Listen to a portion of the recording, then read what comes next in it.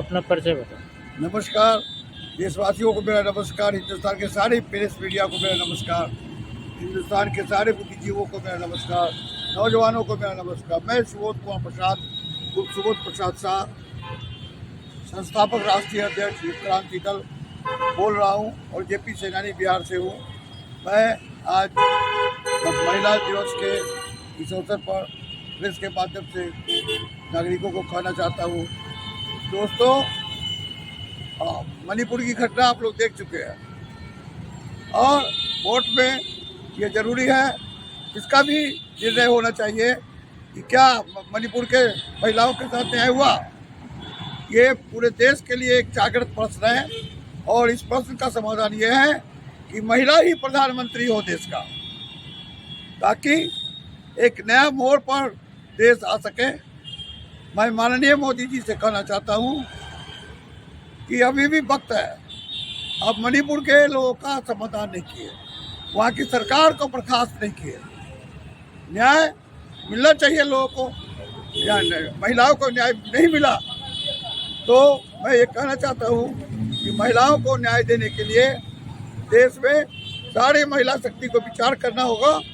और इसमें मेरी राय में दो ही प्रधानमंत्री कैंडिडेट अभी सही है, एक माननीय नरेंद्र मोदी जी और दूसरा श्रीमती सोनिया गांधी जी। देश का जो स्थिति है, यही दो मुकाबला हो तो देश का जनता का पोलराइजेशन हो जाएगा और कौन किसके तरफ है ये जानकारी हो जाएगी। दुर्भाग्य है कि प्रधानमंत्री का उम्मीदवार जो भी होता है जनता के द्वारा नहीं चुनाता है। हर पार्टी प्राइवेट लिमिटेड कंपनी हो गई है और जनता कंफ्यूजन में है। महंगाई बढ़ रही है, बेरोजगारी बढ़ रही है, भ्रष्टाचार बढ़ रहा है। देश में जितना भी घोटाला हुआ सब गंगा जी में विलीन हो गया। अच्छा, आपको ऐसा नहीं लगता कि गठबंधन का जो अभी चल रहा है माहौल पूरे देश में, गठबंधन बनाओ गठबंधन में, क्या इससे लगता है कि एक अस्थायी सरकार बन पाएगा या बनेगा या उससे कोई उचित विकास होगा क्या? अभी जो देश का माहौल है, त्रिशंकु सरकार बनने का ज़्यादा चांस है।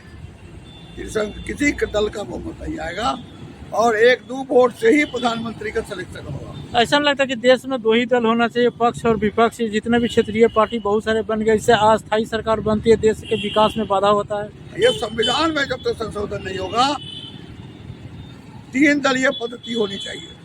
संविधान हर चीज में भेग है।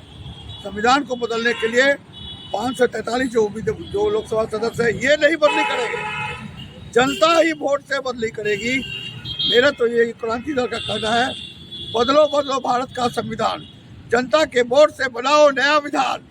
तो केंद्र सरकार तो कर रही है कि एक देश एक चुनाव, तो ऐसा नहीं हो कि एक देश एक दल। एक देश कहाँ है? कहीं शराबबंदी है, कहीं नहीं है। एक देश रहता तो पूरे देश में एक नियम होता ना। ये क्रांति दल की सरकार अगर बिहार में बनेगी तो शराबबंदी उठा लिया जाएगा। हजारों निर्दोष नागरिक जेल में बंद हैं। न्यायपालिका की स्थिति इतनी गड़बड़ है कि कोई भी किसी को डर भय ये नहीं है कि समय सीमा के अंदर न्याय होनी चाहिए। तो एक देश अगर रहता तो कहीं शराब बिगड़ा है, कहीं नहीं बिगड़ा है। कहाँ एक देश है? माननीय प्रधानमंत्री जो है बोलते हैं कि पूरा देश परिवार हमारा परिवार है, तो इसके बारे में क्या करना चाहते हैं? अगर ये ऐसा बोलते हैं तो गलत बोलते हैं।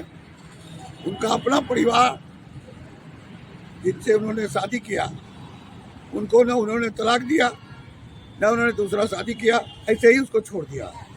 तो ऐसा नहीं लगता है कि महिला राष्ट्रीय दिवस है तो जो महिला को सम्मान नहीं, अपनी पत्नी को सम्मान से घर नहीं रख सकते हैं, तो क्या देश में महिलाओं के इसलिए वो क्या करें? अभी भी कहते हैं कि माननीय प्रधानमंत्री मोदी जी अभी भी विचार करिए और अपनी पत्नी को, जिनको बहुत दिन से छोड़े हुए हैं, सम्मान के साथ अपने घर में लाइए। तो देखिए वोट बैंक में क्या इजाफा हो जाएगा। वोट बैंक आपका बढ़ जाएगा। नहीं तो आपका प्रति ये लोगों का मन में ये संशय चल रहा है कि ऐसा मोदी जी ने क्यों किया। सुबोध जी, आज जो शिक्षा नीति में केंद्र सरकार से या राज्य सरकार का किसी का भी हो, ये जो मध्य भोजन जो विद्यालय में दिया जा रहा है, क्या ये उचित है? भोजन देना चाहिए या नहीं देना? भोजन के बदले में विद्यालय में उनके कॉपी कलम और एक किताब का वितरण किया जाना चाहिए। भोजन एकदम नहीं देना चाहिए, इससे समय की बर्बादी है और लोग भोजन करते हैं और घर चले जाते हैं विद्यार्थी। और पढ़ाई का माहौल करवा रहा है, ये मनमोहन सिंह जी की तरफ से ये चला था, जो आज तक मोदी जी ने कभी सोचा नहीं। ये कौन से योजना को लागू किए हुए हैं, तो लोगों को कॉपी किताब आप दीजिए, लेकिन भोजन की बात एकदम बंद होनी चाहिए।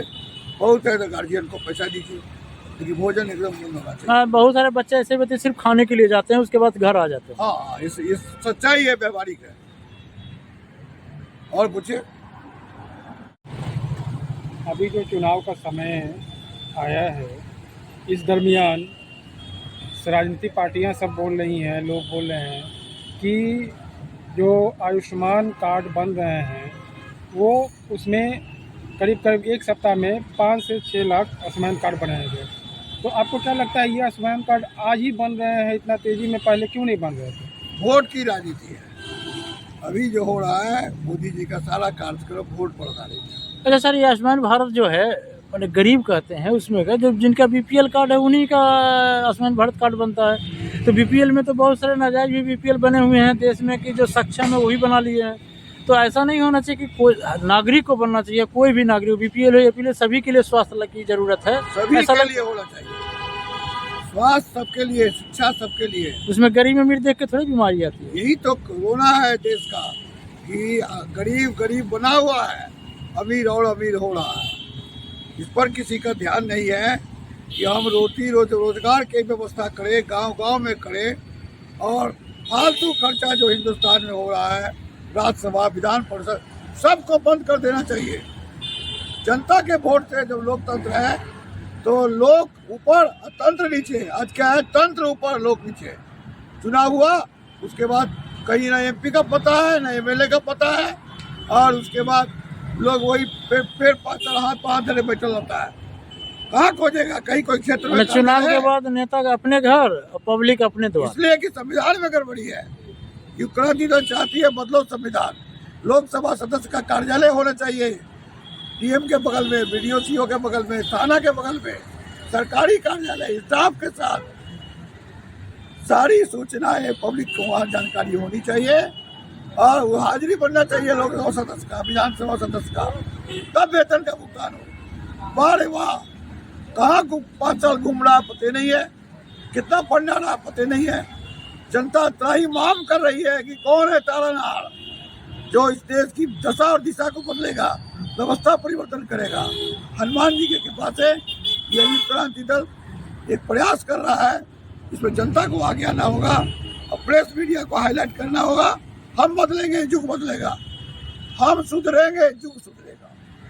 Thank you.